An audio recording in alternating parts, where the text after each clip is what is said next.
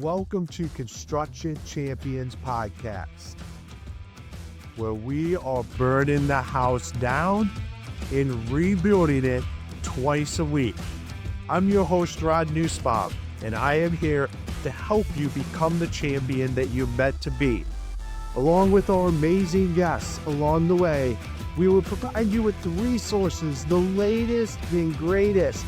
You will sit down with disruptors in the construction industry.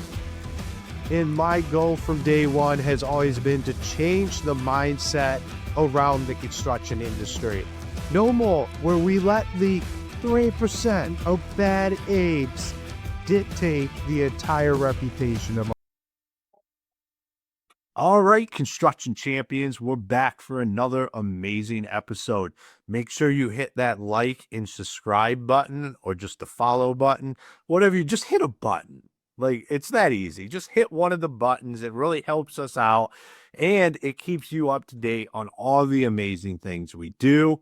Every Monday and Thursday, we are here bringing you absolute experts in the construction space to help you become that champion that you're meant to be. You're not tuned in for Ron Nussbaum. You're tuned in to listen to everybody we bring on here, and today is no different. Geraldine, it is fantastic to have you here. Did I get that correct? Yes, thank you. There we go. Awesome. Well, I'm excited for today's conversation. But before we dive into it, why don't you introduce yourself to all the construction champions out there? Absolutely. My name is Geraldine Smith, and I am the owner of All Inclusive Construction and Building. We are located out of Somerset County, New Jersey. Awesome. Well, I am excited to always have somebody on here that's from the industry, that's out there actually doing the work, that can tell us in the real time the answer to the $1 million question. And that's what I'm going to ask. And that is, what makes a construction champion? Is communication chaos holding your construction business back? Emails, texts, and generic tools weren't built for your business. BuilderComms delivers a platform built for construction. Fully branded, custom workflows, and seamless integration, all designed to fix communication for good. From our free forever plan to your own custom solution, we make construction software not suck. Ready to transform your business? Book your free strategy call today.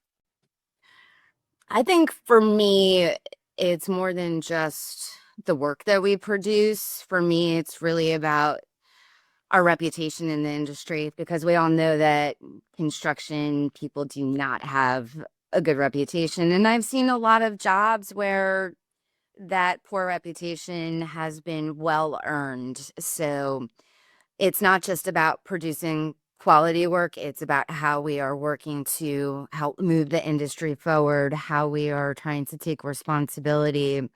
I have been very involved with my local, state, and national builders associations, and we have done some work in New Jersey too, trying to strengthen the requirements for people to get actually licensed in New Jersey. Up until now, it's just been a registration that you needed to be a home improvement contractor. So we're just trying to do our part however we can to try to weed out some of the bad apples. It's heartbreaking, really, when I go speak to potential clients who have already put a lot of their life savings into a project that went completely wrong, and the contractor just took off. And now I'm coming in saying, first of all, I'm charging you more than they did because they came in just to get your money and leave. And second of all, we have to go back and redo and undo a lot of what they did. So however we can help out to really make our reputation better by standing up and doing the right thing. So this is part of too why I feel these podcasts are great, because it's getting information out to the general public. And I think that's a big part of it too. As much as we can do on the Builders Association side, the general public really needs to be educated about what they need to ask when they're meeting with potential contractors and what they need to look out for. So You're speaking directly to my heart. So one of the reasons I do this podcast is to help change the mindset around the construction industry, and then within it as well. Because in order for us to change the mindset around it. Like, we have to change the mindset in the construction industry. And unfortunately, we are one of the industries that the small percentage of bad eggs out there pretty much dictate the reputation for the rest of us. No matter how good we are, everywhere you go, somebody has either firsthand experienced it, or their cousin or brother-in-law have had a bad experience. And it's up to us to change that. Absolutely.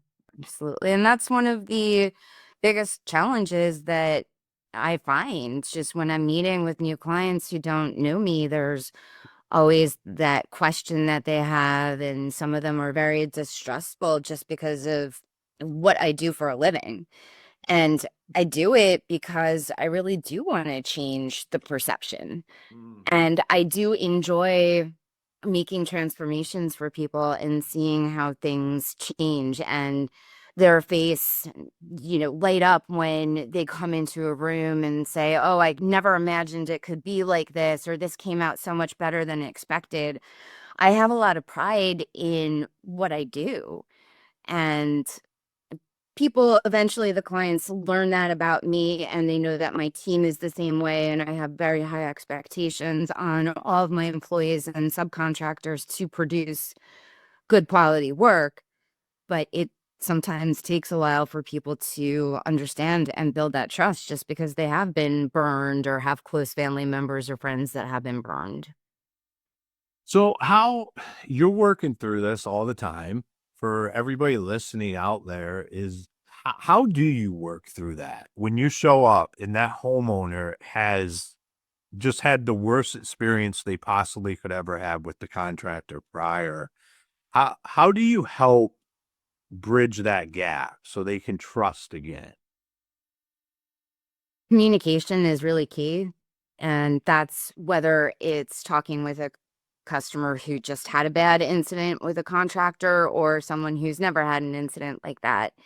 The more you can communicate, the better and more smoothly any job is going to go. But just by us showing up, and on most initial meetings with clients, it's myself and my project manager. He has 40 years working with his hands in the industry, and I come from a very different background, but just the two of us are there. They see who we are and what we do. And as I mentioned, just being involved in the builders associations, and I talk about how we are trying to work with New Jersey to change laws. So they start to realize that I'm not a flyby chuck in the truck, if you will, in many ways. But that I'm somebody who really cares. And of course, we're always willing to give out plenty of references from our past clients to help them feel more comfortable. And like I said, it's really all about communication. Mm, that's awesome. W- when you're talking about the licensing aspect, which, I mean, it's one of the reasons why we have so many companies out there, because we have a pretty low barrier to entry to be like, to just, you have some tours, and the next thing you know, you can be out working on somebody's house. What has that looked like for you, working with New Jersey and trying to move that ball forward? Working with any government agency has its challenges, but there's still some things that are not 100% solidified with how it is going to work. As of right now, everybody for March 31st will have to have bonding, dependent on their typical job sizes throughout the year, and workers' compensation insurance, as well as general liability insurance. So the workers' comp and the bonding is the new aspect of it. And at least it's a small step in the right direction. They are still looking at educational components. They will get to a point where you either have to have had your license for a certain amount of years to be grandfathered in, or work as an apprentice, etc., take testing to get the license. I know there are some other states out there, Florida comes to mind, where they're very, very strict about who can get the license. So we won't be there, but at least we'll be a little bit better. But like I said, that's where the public education comes in and is so important. I'm sure that there are going to be a few of these bad apples out there and who will now say, oh, I'm coming in even cheaper, but they're not covering the cost of the workers' comp. They're not covering the cost of the bonds, and pressuring homeowners to go get their own permits, that sort of thing. So the public really needs to understand cheaper usually does not mean better.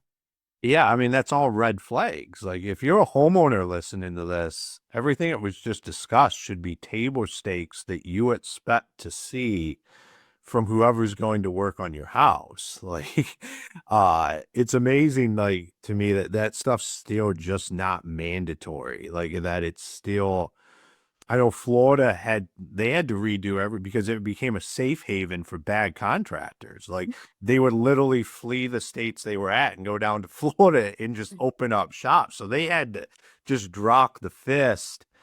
Here in North Carolina, I know we have continuing education that has to be done every year. You have to go take an 8-hour course on updates and continue to validate what you're doing to have your license in good standing with the state. Absolutely. And it should be that way. I've sat there getting manicures before thinking this woman needs to do more education and training to do my fingernails. Now, granted, I could get an infection and die, but that's very unlikely. But this woman needs more education to do my nails than I need to build a house. It doesn't make any sense to me. That doesn't. And when you put it that way, like, it really doesn't make any sense. Like, we're talking structures, communities where people live, where they create their memories, their families. Like, there should be something like the barrier of entry shouldn't be nothing. Like, it should be, I tell guys to go get the top of the line general contractor's license in, like, whatever that looks like in your state, whatever the max out is what you should have. Just because you can go ahead and be able to say, I'm not just this, or I'm not just, like, we are what we are, and be able to show that and show proof of insurance, show proof of workman's comp, all of this stuff that should just be part of. Here's another thing I don't understand is homeowners let it slide. Like, they wouldn't let it slide at a dealership buying a new car, but for some reason, when it comes to their home, and it's probably the education piece, but they tend to they think with the dollars instead of think with their mind. Absolutely. Absolutely. And everybody has that feeling of invincibility and, oh, that won't happen to me. This won't happen to me. And like you said, the dollar sign. And it's unfortunate, but a lot of people, that's what it's all about. And I'm not saying that they're bad people. Some people just maybe necessarily can't afford something and they have somebody coming in. And it comes back to, if it sounds too good to be true, it probably is. So Well, there's a huge education gap between us and our customers. I watched a video on your website where you talked about how you handle that with your customers. Like, I always say 80% of people we deal with know nothing about what we do. 10% of them think they do. 5% have a rough concept of actually what we're going to do. And only about 5% of the people that we deal with actually know what it's going to take to do their project. And that's a huge gap that we have to overcome in order for people to really know what's about ready to happen in their house and why they should be hiring the right company every time. and that's the communication, and that's trying to build out a schedule and a timeline that you share with the customers. And it's honestly been born out of a lot of frustration. I didn't come in knowing all of this, and that's not how I started off. I didn't know any better. And I would get the emails late at night like, Yes, I know that that wall doesn't look good. We only did round one of spackle. Of course it's going to look bad. Why are they bothering me? And then to realize they don't know. Mm. And it's my responsibility to be teaching them. So, of course, then it stops those phone calls or text messages or emails and having them thinking that we're doing something wrong or bad. But it also lets them know, and they can sit back and go in and say, okay, yeah, that wall looks a little bit rough, but I know they're coming back to sand and spackle, and then it will look good. So just every step of the way, the more that we can explain to the customers and give them heads up about what's happening next and what to expect, or the questions of, hey, this wasn't done yet. Well, yeah, that happens step number 10 and we're only on 6. But if they don't know, they don't know. So it saves everyone so much time and grief and aggravation if we can just put it all out there up front as much as possible. And of course, it's construction, things happen, timelines change. We all have a plan, and then something happens here, so we have to move this person in, and we are doing step number 10 before step number 7 because we want to keep things flowing. But again, the more that you communicate, the better it is for everyone. Yeah, amen to that. Like, it's literally, you already know the information. You just need to transfer that information to the homeowner. And what I found in my decade of doing this is stuff's going to go sideways on just about every project. Like, something happens that you don't expect, but as long as that customer is in the loop on what's happening, and then you let them know this right here, because they know too. Like, the one thing they do know is that there's going to be something that goes sideways on this project. If you bring them in and let them know right away, well, here it is. We knew something was going to happen. This is what happened. And you have that conversation. It doesn't become a 5 alarm fire. It just becomes something that happened during the project, and you control it instead of letting it control the project. And that's why I'm always reiterating to my employees and my subcontractors, I know things happen. I want to hear about it from you. Do not let me hear about it from the customer. If I hear about it from you, I'm not going to be mad. If I hear it from the customer, I'm going to be mad. I 100%. I remember having that conversation so many times and just sitting there and saying, I understand stuff happens. What I don't understand is when my phone rings and it's the homeowner telling me and not you. Because if they know, you probably knew hours prior and it's escalated and now they're pissed off. And I don't even know what's happening because you haven't let me know. Exactly. And now I'm bothering you at 8, 9 o'clock at night because I just got the phone call or the text message and I don't know what to say. So again, communication, it's not just about the contractor and the client. It's about the contractors, the employees, the subcontractors, everybody who is involved in the project. The more you can communicate, the better it is for everyone. 100%. And I had this conversation with a guy this morning, and it's such an easy thing to do. But for some reason, we just say, oh, I'm not going to have that conversation. Like, that's all communication is having conversations, just like what we're doing right now. But what we do is we're like, worry about that later. I'm going to push ahead. And then that's what blows projects up. So what got you into construction? So I actually had several years in corporate human resources. I have a bachelor's degree in marketing and a master's degree in human resources management. And I spent several years working in a cubicle. And finally, one day I just said, you know what? Life is too short. I don't enjoy this. I'm not happy. I want to do something else. I will figure it out. And I left.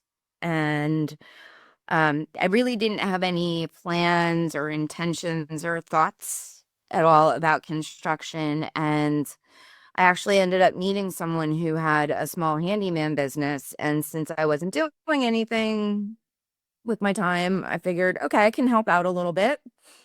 And then I got more and more involved and just kept going and, starting to write up the estimates, handling all the paperwork side of things, some of the customer service. And it went from a small handyman business where he was making $300 a day to all of a sudden a $300,000 job. So, just at the end of 2019, we split up. He didn't want to be doing the business anymore. So I said, how hard can it be? I'll take it over. It can be really hard, by the way. Especially when you do that right before a global pandemic shuts down the world. And New Jersey was one of the stricter states in regards to what we could and couldn't do. So we were able to do work on any projects that were already in progress, but we couldn't start new projects for a while. But it's funny how it worked out. There's always a silver lining. I had actually seen an ad for the Atlantic Builders Convention hosted by the State Association, and I had signed up for that. But to sign up, you got a discount if you were a member of the association. So I ended up joining. And they had called and said, if you need anything, have any questions, give us a call. We're not doing any in-person meetings right now because of COVID. So a couple of weeks later, I was scrambling, trying to remember that guy's name and phone number. And I called him and I said, I heard that the governor's about to shut down construction. What do I do? And the local association was actually having a daily 4 p.m. Zoom call for all the members to get on. And they were giving advice and input about the EIDL, the PPP, unemployment, what we could and couldn't do, how the state was working to advocate for our rights to get out there and work. And I was on those calls every day. And that's how I ended up getting involved in the association back in March of 2020. And now 5 years later, I'm the president of the local. So, but I really have to say it's been by surrounding myself with those people who have been through this and have the experience and the knowledge and the wisdom, and who are also willing to share it with people like me, have truly made the difference. We all need people like that in our lives to, especially in this industry. This is tough. Being an entrepreneur is tough. The construction industry is tough. You put the two of them together, it's really tough. You add being a woman who didn't grow up with a background in this, it's exponentially tougher. But just having those people that I can turn to and learn from has been what has enabled me to stay in business this long. So That's amazing. So from cubicle to president of the Building Association, successful construction business owner, entrepreneur. I mean, that's a pretty amazing story. Just in the last, you said 2019, we're talking the last 5-6 years here. And now you're out doing stuff like this to help change the mindset around the entire industry. absolutely. It's so important. Like I said, it's educating the consumers, but also educating people in this field. And that's why I have been so involved in the Builders Association. I know you did a class out there. There are so many questions, and I struggled for the first couple of years thinking that I didn't know what I was doing. I was stupid. I couldn't handle this. I wasn't cut out for it. I was doing something wrong. I was always at fault.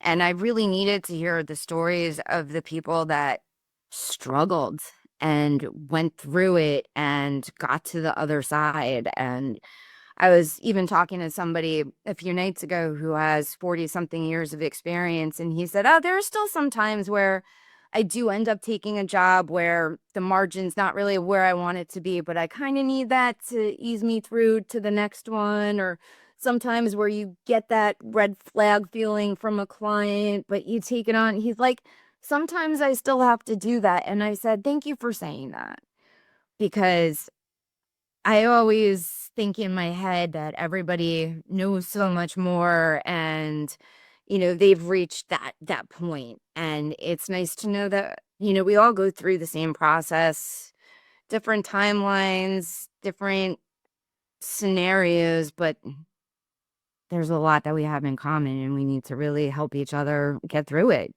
to keep this industry going and to keep the people, the good apples, the people with good character and good reputations, encourage them to stay in this and flourish in this.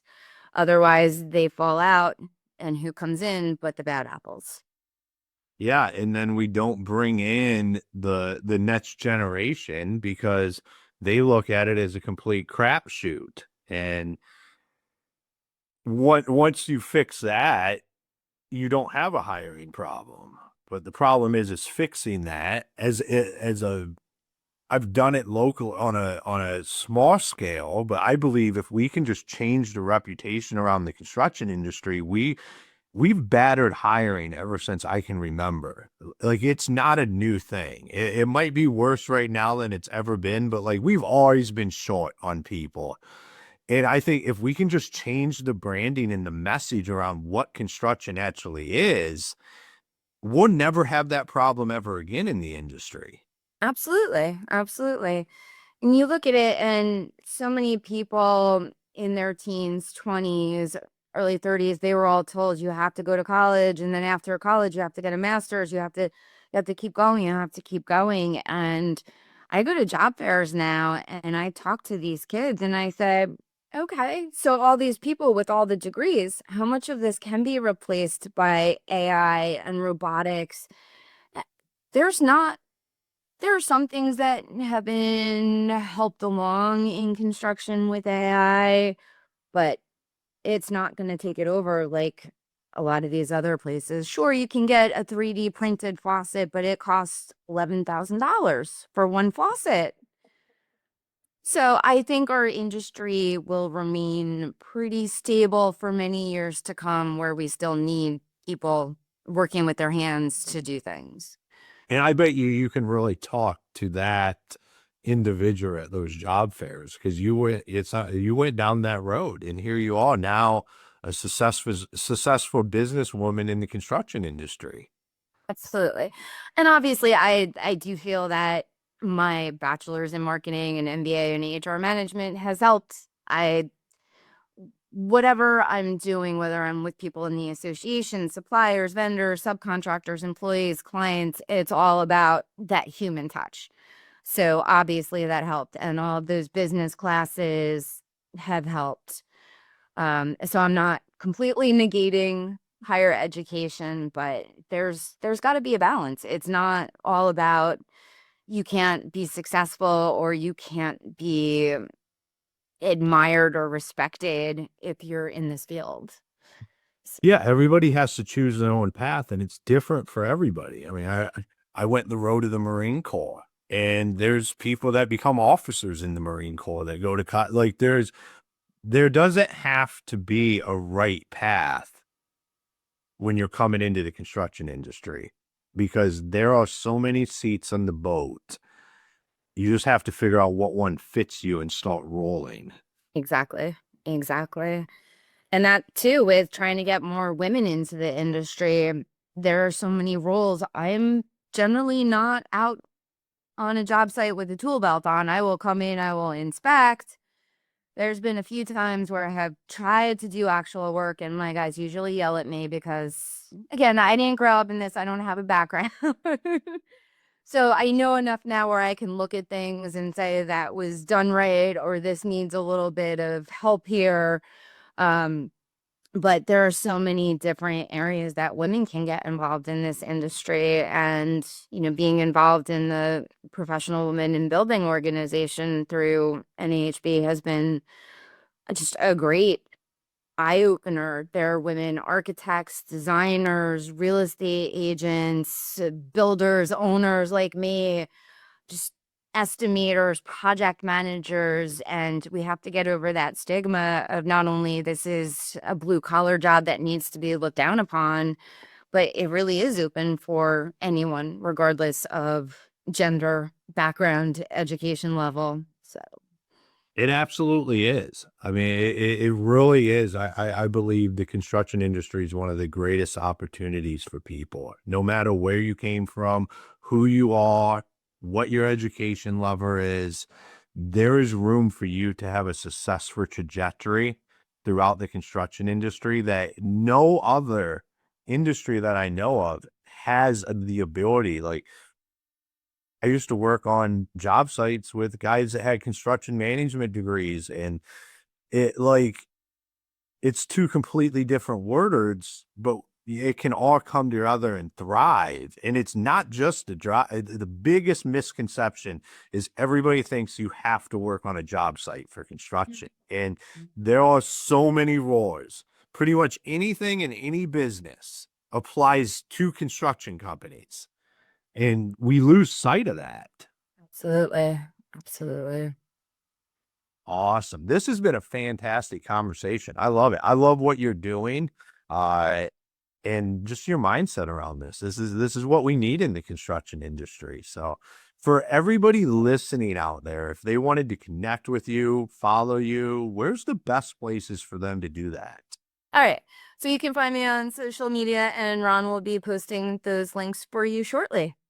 Awesome. Well, thank you for taking the time and being on the Thank show. you, Ron. Of course. Thank you. Awesome. All right, construction champions, another episode in the bag.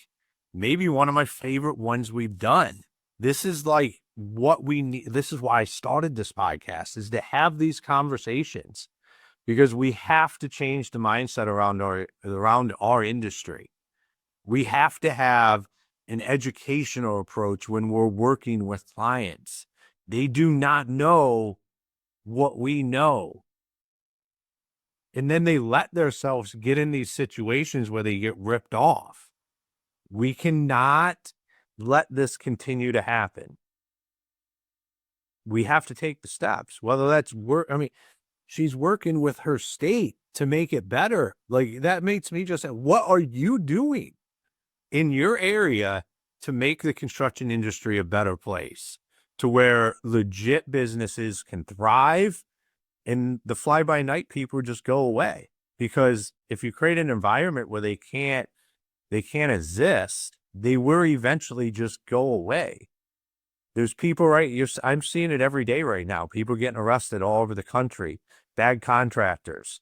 And some people can say whatever they want. I say that it's a good thing. Like, that's the route we need to go. There needs to be accountability to this so we can fix the mindset around the construction industry. And it all starts with us.